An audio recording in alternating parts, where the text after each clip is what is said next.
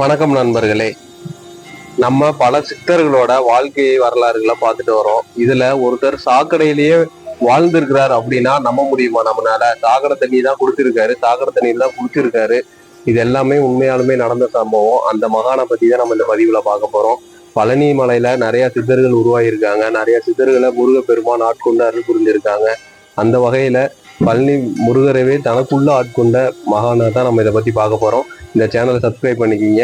அடுத்தடுத்து நிறைய பதிவுகள்ல மகான்களோட வரலாறுகளும் அவங்களோட மகிமைகளையும் நம்ம பார்க்க போறோம்.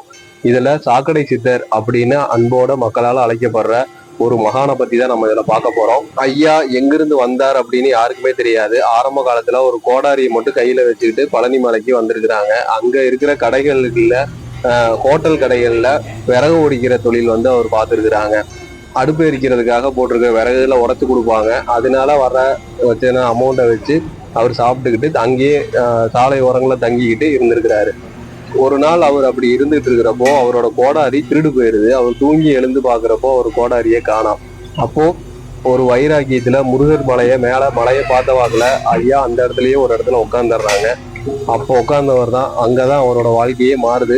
அது வரைக்கும் சாதாரண ஒரு விறகு ஒடிக்கிற ஒரு மனிதரா, கூலி தொழிலாளியா இருந்த ஒரு மனிதர் அதுக்கப்புறம் தான் சித்தரா மாற ஆரம்பிக்கிறாங்க.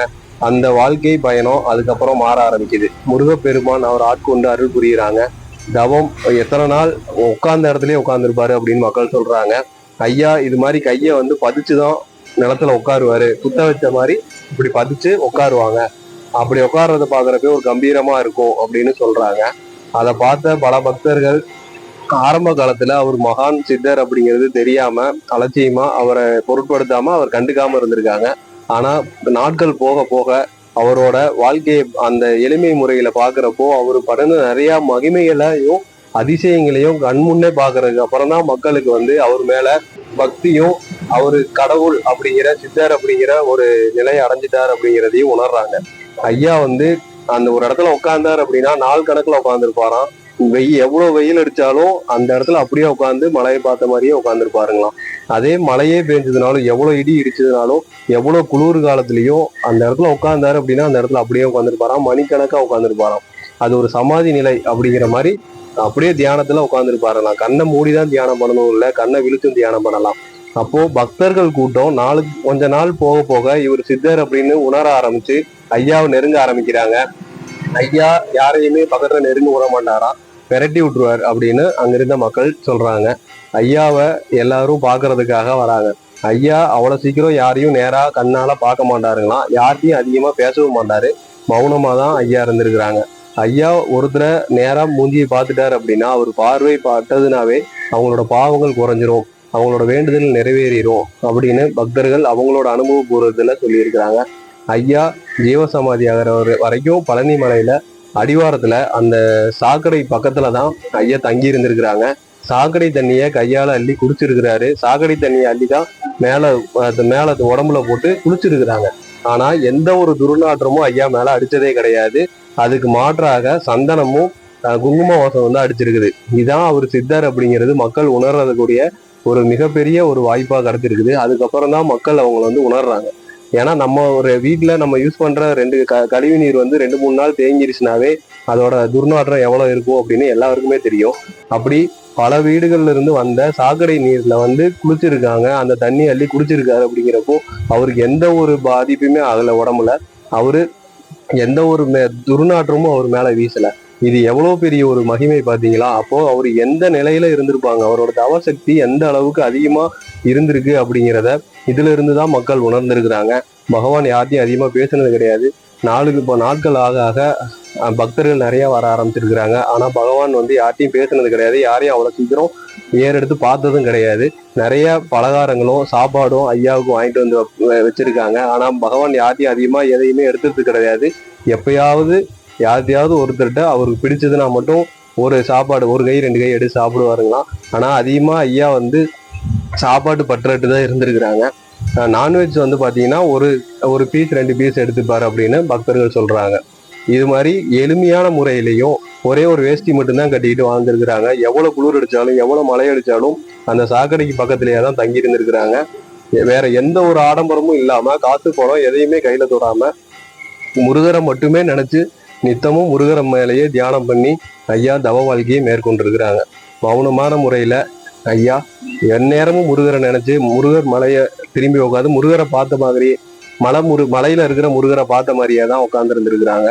இப்பவும் அவரோட ஜீவ சமாதி நேரா முருகர் மலையை பார்த்த மாதிரி மேற்கு திசையில தான் அமைச்சிருக்கிறாங்க. நம்ம பொள்ளாச்சி ரூட்ல பழனில இருந்து பொள்ளாச்சி போற வழியில அந்த சண்முகா நதி போற வழியில தான் வந்து அவரோட ஜீவ சமாதி அமைஞ்சிருக்கு.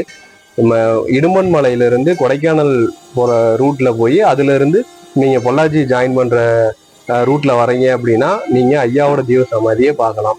அங்கதான் மிகப்பெரிய அளவுல ஐயாவுக்கு ஒரு பீடம் வச்சு சமாதி அமைச்சிருக்கிறாங்க. ஐயாவோட உருவ சிலை ஒரு ஆள் ஹைட்டுக்கு மேல அப்படியே கம்பீரமா உட்காந்துருப்பாரு. அதை பாக்குறப்போ நமக்குள்ள நம்மளோட கவலைகள் எல்லாமே பறந்து போயிடும். நம்மளை தத்ரூபமா ஐயா பாக்குற மாதிரியே இருக்கும். ஐயா அங்கிருந்து முருகர் மலையை பார்த்த மாதிரிதான் அவரு சிலையை அமைச்சிருக்கிறாங்க. எந்நேரமும் அவரு முருகர் மலையை தரிசிச்சுக்கிட்டே இருப்பாரு. அவர் முருகர் மலையை பார்த்துக்கிட்டே இருக்கணும் அப்படிங்கிறதுக்காக தான் அந்த இடம் அமைஞ்சிருக்கு. அது ஐயாவோட அவரோட சக்தி இதுன்னு தான் சொல்ல முடியும். அது மாதிரி அமைஞ்சிருக்கு ஐயாவுக்கு. நான் பல முறை அங்க போயிட்டு வந்திருக்கிறேன். மன நிம்மதியும் நம்மளுக்கு சந்தோஷமும் அங்க கிடைக்கும். அங்க நெய்வேத்தியம் படைச்சிட்டு அதை மக்களுக்கு அன்னதானம் கொடுக்குறாங்க. அந்த சாப்பாடு நீங்க சாப்பிட்றப்போ ஐயா நமக்காகவே அந்த பிரசாதம் கொடுத்த மாதிரி ஒரு உள்ளுணர்வு நமக்குள்ள தோணும். அது அவ்வளோ ஒரு அற்புதமா இருக்கும்.